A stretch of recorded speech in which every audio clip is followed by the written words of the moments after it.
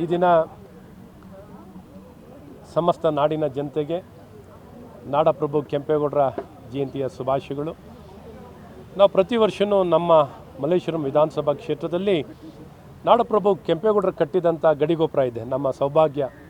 ಈ ಗಡಿಗೋಪುರದಲ್ಲಿ ಅವರ ಪ್ರತಿಮೆಯನ್ನು ನಾವು ಇಲ್ಲಿ ನಿರ್ಮಾಣ ಮಾಡಿದ್ದೀವಿ.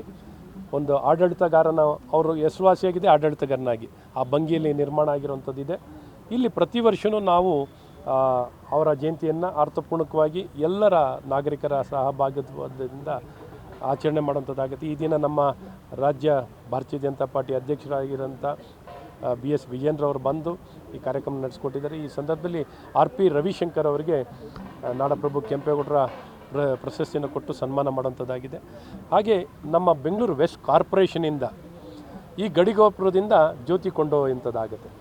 ನಮ್ಮ ಸಾರಿಗೆ ಸಚಿವರಾಗಿರುವಂಥ ಭೈರತಿ ಸುರೇಶ್ ಅವರು ಬಂದು ಈ ಜ್ಯೋತಿ ಇಲ್ಲಿ ಗಡಿಗೋಪುರ ಪೂಜೆ ಮತ್ತು ಜ್ಯೋತಿ ಕೊಂಡೊಯ್ಯುವಂಥ ಕೆಲಸ ಆಗುತ್ತೆ.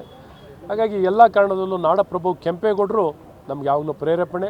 ನಮ್ಮ ಬೆಂಗಳೂರು ವಿಶ್ವ ನಗರವಾಗಿ ಬೆಳೀತಾನೆ ಇರುತ್ತೆ. ಅದಕ್ಕೆ ಯಾವ ಅಡಚಣೆ ಇಲ್ಲದೆ ಇನ್ನೂ ಸದೃಢವಾಗಿ ಬೆಳೆಯುತ್ತೆ. ಪ್ರಸ್ತುತವಾಗಿರೋ ನಗರ ನಮ್ಮ ಹೆಮ್ಮೆಯ ನಗರ. ಇವತ್ತು ಭಾರತಕ್ಕೆ ಆವಿಷ್ಕಾರ ಅಂದಾಗ ಬೆಂಗಳೂರು, ತಂತ್ರಜ್ಞಾನ ಅಂದಾಗ ಬೆಂಗಳೂರು, ಉದ್ಯಮಶೀಲತೆ ಅಂದರೆ ಬೆಂಗಳೂರು. ಏನೇ ಅಂದರೂ ಏನೇ ವಿಚಾರಗಳು ಹೊಸತನ ಒಂದು ಭರವಸೆದಾಯಕವಾಗಿ ಅದು ದೇಶದ ರಕ್ಷಣೆ ಅಂದಾಗ ಬೆಂಗಳೂರು. ಹಾಗಾಗಿ ನಮ್ಮ ಹೆಮ್ಮೆಯ ಬೆಂಗಳೂರು ನಾಡಪ್ರಭು ಕೆಂಪೇಗೌಡರು ಕಟ್ಟಿದಂಥ ಈ ಬೆಂಗಳೂರು ಇಡೀ ಭಾರತಕ್ಕೆ ಒಂದು ಸದೃಢವಾಗಿ ಸೇವೆಯನ್ನು ಕೊಡ್ತಿದೆ, ಒಂದು ಕೊಡುಗೆಯನ್ನು ಕೊಡ್ತಿರೋಂಥ ಒಂದು ನಗರ. ಹಾಗಾಗಿ ನಾವೆಲ್ಲರೂ ಈ ದಿನವನ್ನು ಅರ್ಥಪೂರ್ಣಕವಾಗಿ ಆಚರಣೆಯನ್ನು ಮಾಡೋಣ. ಈ ದಿಕ್ಕಲ್ಲಿ ನಾವು ಸರ್ವ ಪ್ರಯತ್ನವನ್ನು ಮಾಡ್ತಿದ್ದೀವಿ.